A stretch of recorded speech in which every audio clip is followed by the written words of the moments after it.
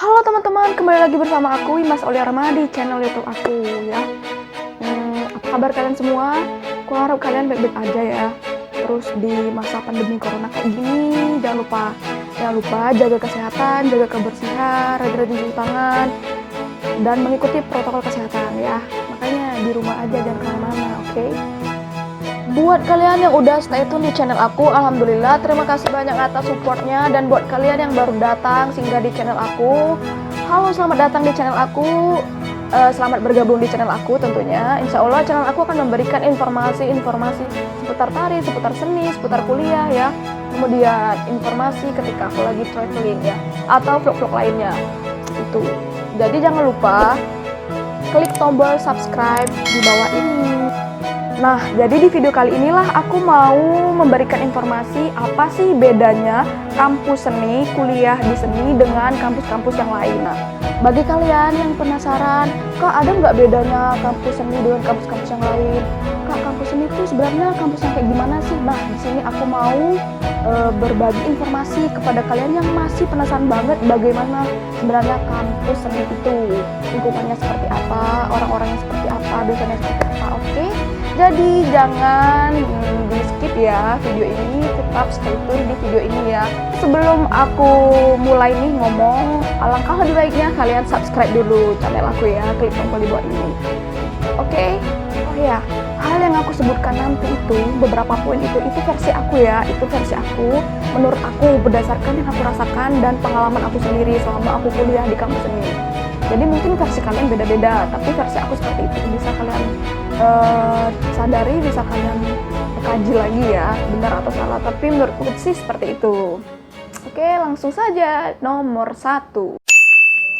Fashion style di kampus seni itu ya lebih santai, tidak terlalu formal. Yang penting rapi dan bersih ya. Kemudian, nah nih, tidak terikat dengan ketentuan-ketentuan atau aturan-aturan nih, seperti memakai baju berkerah, memakai baju harus berkemeja, tuh enggak ya, enggak seperti itu. Yang penting juga sopan ya. Nah, sopan di sini agak sedikit berbeda. Sopannya sopan yang bisa dikatakan agak sedikit bebas. Contoh kalau cowok itu boleh berpakaian pakai rompi, di kelas boleh pakai topi, pakai celana selutut boleh, pakai kaos-kaos oblong pun boleh, atau yang bertulis yang bergambar pun boleh. Kemudian pakai celana robek-robek pun boleh ya, cewek cowok pun boleh. Aku pernah sih, bahkan sering aku kadang ke kampus pakai celana robek-robek, tapi tergantung ada dosen yang menyetujui, boleh-boleh aja gitu, sah-sah aja.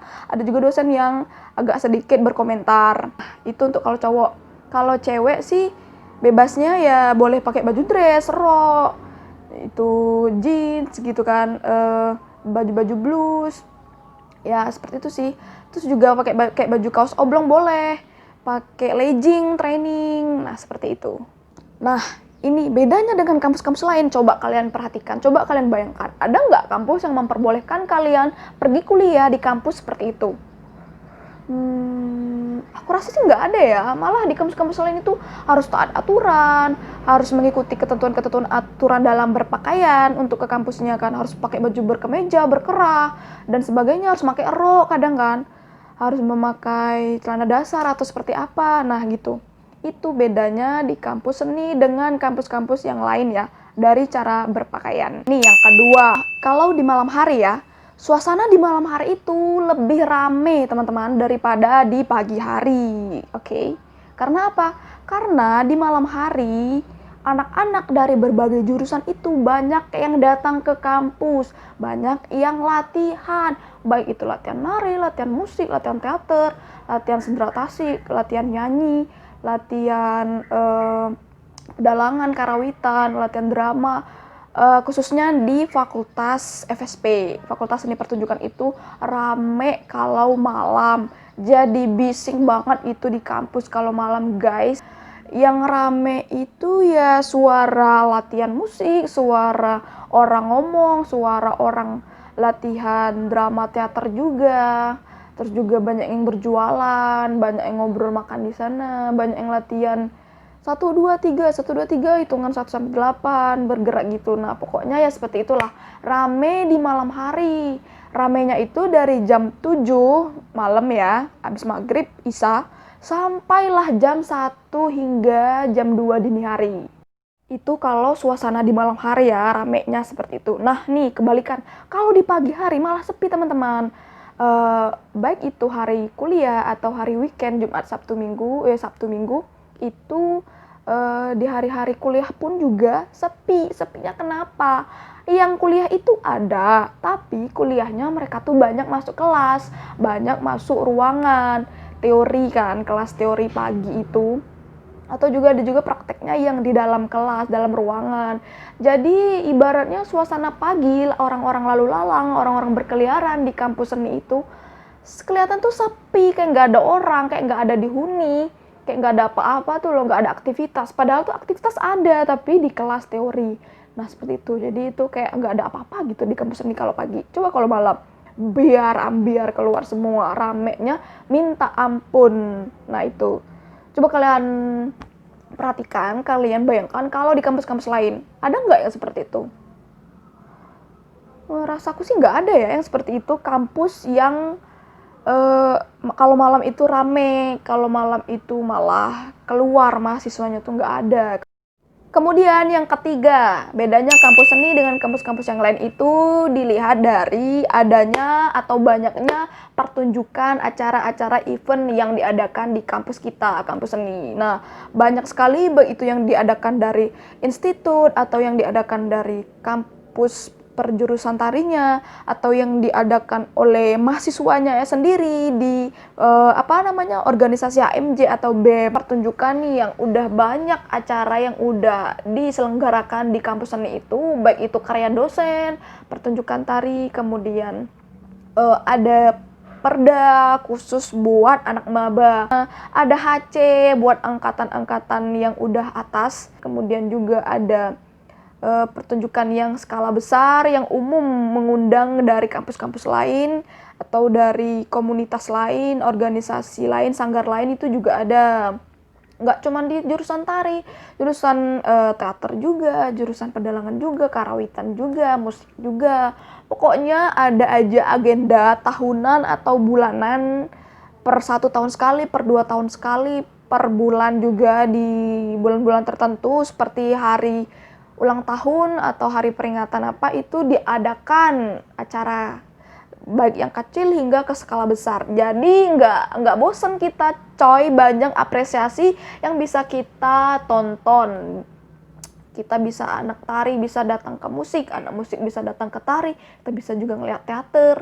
Nah, pokoknya setiap jurusan itu banyak event yang bisa kalian tonton. Jadi kalian nggak bosan kuliah di seni, di kampus seni, karena kita juga bisa bertukar pikiran, bisa sharing, bisa apresiasi ke jurusan lain, nonton acara jurusan lain selain jurusan seni itu sendiri. Coba kalian pikirkan lagi, kalian bayangkan lagi, ada nggak di kampus lain yang seperti itu? Banyak acara-acara lah ya, acara baik formal maupun non formal itu yang diadakan dari kampusnya sendiri. Kurasa walaupun ada, nggak sebanyak diisi ya, nggak sebanyak di kampus seni ya acara-acaranya. Kemudian bedanya kampus seni dengan kampus-kampus yang lain itu ditinjau, dikaji dari ini, libur kuliah lebih cepat dan tugas kuliah tuh lebih sedikit teman-teman. Mengapa aku katakan demikian? Ya karena memang berdasarkan yang aku rasakan, pengalaman aku sendiri ini. Nah, pertama kita bahas soal tugas ya. Nah, tugas ini kalau di kampus seni ya, khususnya jurusan aku seni tari itu sumpah lebih sedikit dan jarang sekali ada tugas teman-teman. Kalaupun ada itu ya, mentok-mentok seminggu itu sekitar 3 cuma tugasnya seminggu itu ya, kalau seminggu. Dan yang paling sering itu memang nggak ada tugas sama sekali, jarang ada tugas. Jadi misal minggu pertama, pertemuan pertama belum ada, pertemuan kedua belum ada, barulah pertemuan ketiga, di minggu ketiganya tuh barulah ada tugas. Dan itu nanti kelang lagi beberapa waktu lama tuh nggak ada tugas, baru ada tugas lagi. Nah, jadi nggak yang sibuk ngerjain tugas terus setiap hari, seminggu sampai 5-6 tugas dari berbagai mata kuliah. Terus yang dikerjain hanya tugas, melulu sibuk mengerjakan tugas. Kalau ini enggak teman-teman, memang sumpah beneran deh aku nggak bohong. jarang ada tugas. Paling memang kalau lagi ada-adanya tugas nih, kalau lagi banyaknya tugas ya itu paling seminggu itu ada 3 dari beda-beda mata kuliah lah ya tugasnya.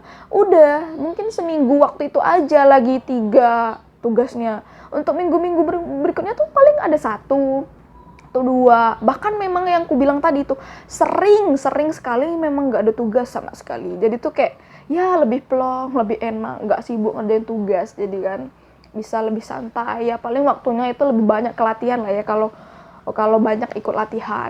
Jadi memang kurang mengerjakan tugas, tapi memang prakteknya banyak, latihannya banyak di luar. Jadi ya seperti itu. Nah, kemudian nih soal libur kenapa dipercepat, kenapa liburnya tuh paling cepat, karena gini teman-teman. Nah, aku kan suka nanya nih ke teman-teman di kampus-kampus lain tuh, kalian udah UAS belum? Kalian udah UTS belum? Kalian udah libur kuliah belum? Kalian masih ada kuliah ya sampai kapan? Kapan masuknya? Kok lama kali ya? Aku aja udah libur, aku aja udah selesai UAS, tinggal pulang, balik kampung, nah gitu kan. Nah, kenapa seperti itu? Ya karena memang kalau di jurusan tari itu ya, kan ada 2 nih, teori sama praktek. Nah, kebanyakan kalau nih di bulan Ramadan, di bulan suci Ramadan mau puasa, itu kelas praktek itu kalau bisa diusahakan tuh udah selesai duluan tuh loh sebelum puasa. Paling mentok-mentok di awal-awal puasa. Itu udah selesai, udah nggak ada lagi praktek, karena dosen baik kan sama kita. Dosen juga mikir kita puasa masa kita gerak, kita puasa nanti kita kehausan, kita puasa nanti kita batal malah karena kecapean, keringetan segala macam. Nah jadi dosen itu mengusahakan kalau lagi bulan puasa itu praktek, semua bentuk praktek diujiankannya itu sebelum puasa paling cepat. Kalau lambat-lambatnya sih awal puasa. Jadi kita tuh udah selesai mata kuliah, praktek udah nggak ada lagi. Nah paling sisa-sisanya teorinya yang adalah dilakukan paling lambat sampai pertengahan puasa. Jadi kalau udah pertengahan puasa udah bablas, kita udah ujian UAS, kita udah ujian teori dan praktek, ya udah nggak ada ngapa-ngapain lagi, ya udah pulang, waktunya pulang balik kampung. Maka pertengahan puasa itu udah libur sampai nanti Lebaran, sampai setelah Lebaran memang udah libur total, blas, nggak ada kuliah lagi hingga nanti udah sebulan 2 bulan udah baru masuk lagi kuliah. Nah jadi seperti itu kalau diisi. Nah, coba kalau di kampus-kampus lainnya yang sering aku tanya, mereka itu bulan puasa itu masih ada kuliah. Terus seminggu sebelum Lebaran mereka pulang nih ke kampung nih karena Lebaran, mereka bersilaturahmi nih sama keluarga dia kan, seneng-seneng dulu pulang ke rumah. Nah kemudian seminggu setelah Lebaran mereka balik lagi ke tempat kuliah dia, balik lagi, kemudian mereka masih ada lagi cuy ujian, belum selesai ujian lagi mereka. Nah, jadi bolak-balik ngabisin uang juga kan. Padahal kampus kita itu sama-sama kampus ini loh, kampus negeri loh, sama-sama negeri, nggak swasta. Jadi otomatis ya harusnya ya perkuliahannya sama lah ya, liburnya, masuknya, kemudian ujiannya, UTS-nya tuh harusnya sama. Tapi kenapa di kampus seni itu agak sedikit berbeda? Ya karena itulah bedanya kampus seni dengan kampus-kampus yang lain. Ini yang kelima, bedanya dari ujian akhirnya ya, TA, ujian akhir di kampus seni dengan kampus-kampus yang lain. Nah ini, aku kasih tahu ya. Kalau di kampus seni itu ujian akhirnya, jadi kalau di kampus seni itu ada proyek akhir yang harus kita lakukan. Proyek akhirnya itu ada 2. Ada skripsi sama buat karya. Nah, buat karya di sini tuh ada yang buat karya tari, menciptakan tarian, ada juga buat karya musik, terus juga ada teater gitu kan, sentratasi, kemudian juga bisa membuat karya perfilman, animasi, itu untuk jurusan ini ya, seni rupa, menggambar, galeri, nah gitu-gitu. Jadi itu bedanya. Kalau di kampus seni itu kita itu bisa berimajinasi, berkreativitas, berinovasi untuk proyek akhir kita. Tidak semata-mata hanya menyelesaikan skripsi saja, tapi kita juga bisa mencari pengalaman-pengalaman dari ujian akhir kita itu ya. Ada sesuatu ciri khas tersendiri lah ya kalau lulusan kampus seni itu. Ada bentuk karya hasil ciptaan kita sendiri yang kita peroleh dari pembelajaran kita selama kita kuliah 4 tahun di kampus seni. Ya ada sebuah inilah ya, kesan baru gitu ya, yang tidak bisa terlupakan gitu. Pasti nggak bisa dilupakan proses kita membuat karya kita itu. Jadi menurut aku sih nilai plusnya di sana ya. Kita selain bisa membuat skripsi, kita juga bisa mencurahkan, mengekspresikan apa yang ada di isi hati kita itu, mau buat garapan karya yang seperti apa, dan hasilnya juga dapat kita lihat, kita saksikan, baik dalam bentuk benda ya, baik juga dalam bentuk pertunjukan. Jadi seperti itu. Nah, so kalau yang kampus lain nih, kampus lain itu nggak ada teman-teman yang membuat karya khusus ciptaan mereka sendiri yang bisa dikenang, didokumentasikan, yang bisa yang tidak terlupakan gitulah ya, yang terkesan saat-saat mereka mau TA itu. Rasaku di kampus lain nggak ada yang seperti itu, kecuali kampus seni yang memang ada hasil, ada karya yang kita pertunjukkan, yang kita suguhkan ke orang lain agar orang lain melihat. Paling ya kalau di kampus lain sih kayaknya ya cuman skripsi doang kali ya, karena mereka fokusnya di sana kan. Ya, apalagi yang teori-teori gitulah ya, yang nggak ada prakteknya. Jadi seperti itu. Kemudian ya yang keenam,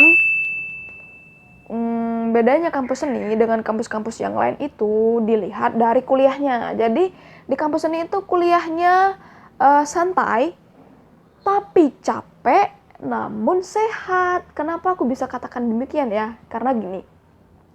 Nih, berbicara dengan jadwal kuliah. Jadwal kuliah di kampus seni itu sebenarnya nggak terlalu padat sih kan. Kalau kuliah pagi pulangnya siang, kuliah siang pulangnya sore. Ada juga yang kuliahnya siang, pulangnya ya agak malam lah ya, jam 7-an. Nah, ada juga yang seperti itu. Tapi mengapa bisa aku katakan capek ya teman-teman? Karena dalam satu hari itu ada mata kuliah praktek. Apalagi kalau dalam satu hari itu prakteknya itu sampai 2, 3, bahkan 4 gitu kan. 4 kali praktek, 3 kali pertemuan, 3 kali praktek. Nah itu sungguh aduhai capek banget badan dibuatnya ya kan. Karena kita praktek itu menguras tenaga, menguras energi, badan berkeringat gitu kan. Habis itu maka kerasa banget tuh loh capeknya kalau ada mata kuliah praktek yang banyak. Nah, tapi di sisi lain, di samping itu, capek-capeknya kita pasti sehat teman-teman. Kita pasti mengeluarkan keringat, terus juga tubuh kita sehat jadinya. Karena kita setiap hari bergerak, kita setiap hari mengeluarkan keringat, kita setiap hari mengeluarkan energi, ya kan? Itu maksudku. Jadi walaupun kuliahnya santai, tidak terlalu padat, tapi capeknya di sini dalam artian hal yang positif. Capeknya itu bisa membuat kita tambah sehat, tambah menjadi orang yang aktif gitu kan, beraktivitas, ada kegiatan yang membuat tubuh kita tuh sehat karena setiap hari diasah, diolah tubuh kita, bergerak terus. Nah itu maksud aku. Pasti kalian mau lah kan kuliah yang buat tubuh kita itu sehat, bukannya yang lemes-lemes, yang duduk aja di kelas teori terus kan bosan kan ya, seperti itu ya kuliahnya ya. Tapi kalau di kampus seni ada praktek, ada bergerak, buat badan kita sehat walaupun capek lah ya. Kemudian kita juga belajar teori, jadi seimbang antara teori dan praktek itu. Nah itu maksud aku. Nah coba kalau di kampus-kampus lain, emang ada kalian kuliahnya yang praktek juga? Ya paling kalaupun ada ya kayak praktek di laboratorium atau praktek di lapangan gitu kan, panas-panasan. Ini enggak coy, kuliah di kampus seni itu kalau khusus jurusan tari ya malah prakteknya itu di dalam ruangan, ber-AC, dingin, ada kipas, teduh kan, ada atap. Terus malah tubuh kita yang bergerak itu, kita yang mengeluarkan energi yang berkeringat sehingga buat kita sehat. Itu maksud aku. Kalau di kampus lain mungkin nggak ada yang seperti itu kalau nggak praktek-praktek biasa. Bahkan banyak kampus-kampus lain itu malah yang pelajarannya teori semua, belajar semua sampai bosan, nggak dengerin dosen kan, sibuk main HP, sibuk main game. Nah jadi seperti itu teman-teman. Yang ketujuh, keakraban antara mahasiswa dan dosen atau dosen dan mahasiswa. Jadi memang betul teman-teman, sesuai apa yang aku alami, apa yang aku rasakan itu. Jadi antara kedekatan kita sama dosen-dosen di kampus seni itu lebih dari sekedar dosen dan mahasiswa jaraknya itu. Jadi kita itu kayak udah dianggap keluarga sama dosen itu. Kita itu udah dianggap kayak anak sendiri sama dosen itu. Jadi itu udah nggak ada jarak, udah nggak ada pemisah gitu kan ya. Komunikasi lancar, dosennya baik-baik semua sama aku, sama kita, sama mahasiswa gitu loh. Nah nih aku kasih contoh ya.